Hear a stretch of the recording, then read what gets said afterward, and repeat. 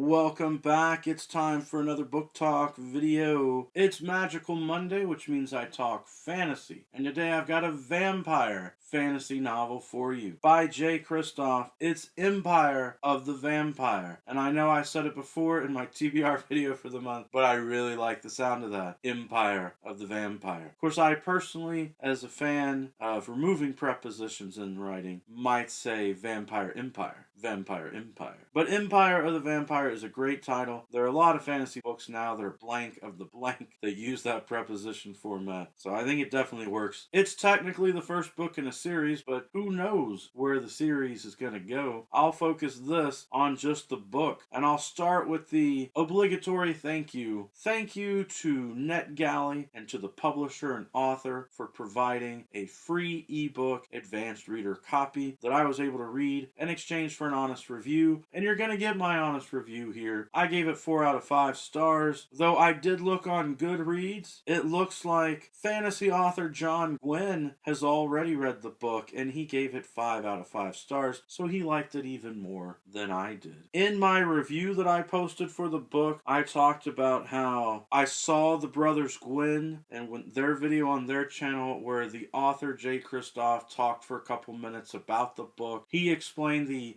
sales pitch idea that it was like Interview with the Vampire married to Name of the Wind. So Anne Rice, Patrick Rothfuss, can't imagine them producing a child, but their books put together, that would be a really interesting child, but that's completely tangential, I suppose. Interview with the Vampire and Name of the Wind. Really, in this book, it's an interview by a vampire because there's a vampire interrogating the main character, which is quickly revealed to be a daywalker, a half vampire character. And that's fascinating for the vampires to be interrogating a daywalker, a vampire hunter. So there's something that's gone down here. It does feel similar to Name of the Wind. In fact, if you absolutely love Name of the Wind, then you might get a little irritated, if possible, by thinking that, oh my gosh, this author has stolen some of that setup. But I don't think it's a bad thing. I love Name of the Wind, and I think it's really neat that Jay Kristoff says that he was inspired by Patrick Rothfuss, and you get the setup of a character who people view as heroic, but who says he's really not a hero. He's a dark character. He's done a lot of bad things. The story starts after he's done those things, gained a reputation as a hero, and all of that, but clearly has done something horrible. And you're getting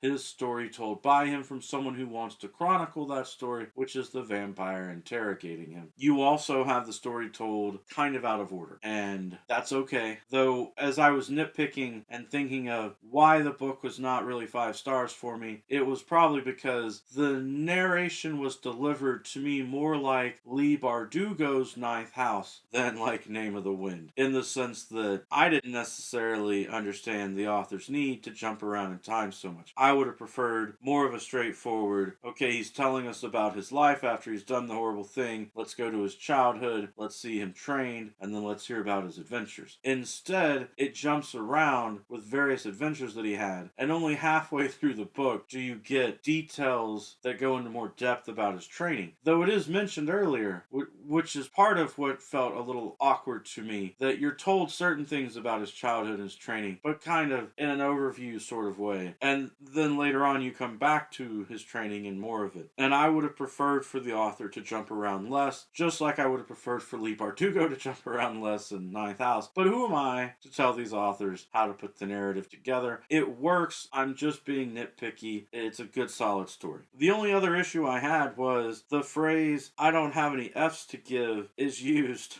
several times in the story, though it's phrased several different ways. And this is a story that feels like a French-inspired fantasy setting with horse-drawn carriages and all of that. Vampires fighting daywalkers and regular people trying to survive. It does not feel like a modern-day story. And so to me, it's that word that's hard to pronounce, anachronism, to where I feel like that's a phrase that doesn't fit in this setting. But again, who am I to tell the author, Jay Kristoff, what phrases should or shouldn't belong in the setting? The main character character does love to cuss. You know, he likes to be flippant and sassy with a lot of people as he talks to them. Part of the character's roguish strategy of kind of putting people off and getting them not to cling to him and think of him as a hero, I think is a lot of the cussing. But that phrase specifically is what bothered me. I don't mind cussing in general. I just don't want it to feel awkward or that it's taking me out of the narrative. And the few times that phrase comes up, it took me out of the narrative. But again, I'm being nitpicky. Like I said, overall, the book is 400 pages, and it's good. It's a really good, interesting vampire fantasy story that's got some twists and turns in it. And of course, that's one of the reasons that narratives are often told out of time sequential order, because the author wants to surprise us with things that happened in the story that way. Alright, that's it for today's book talk. I hope that you will read Empire of the Vampire of the Vampire by Jay Kristoff. If you like vampires and you like fantasy, you should probably read it. That's it for today's book talk. Every day is a good day for a book talk. Peace.